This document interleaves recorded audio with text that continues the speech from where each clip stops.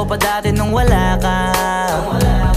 Nararamdasan ko na lamang sumaya kapag kasama ang barkada.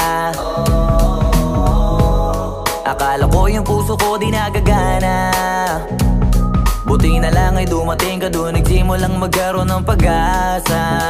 Nagkaroon ako ng gana sa buhay ko, nakala ko wala nang tsansang makadama ng pag-ibig. Buti na lang tinupad ang mga sana. Nung una ay hindi ko inakalang may tulad mo pala. Di ba rin ako makapaniwala?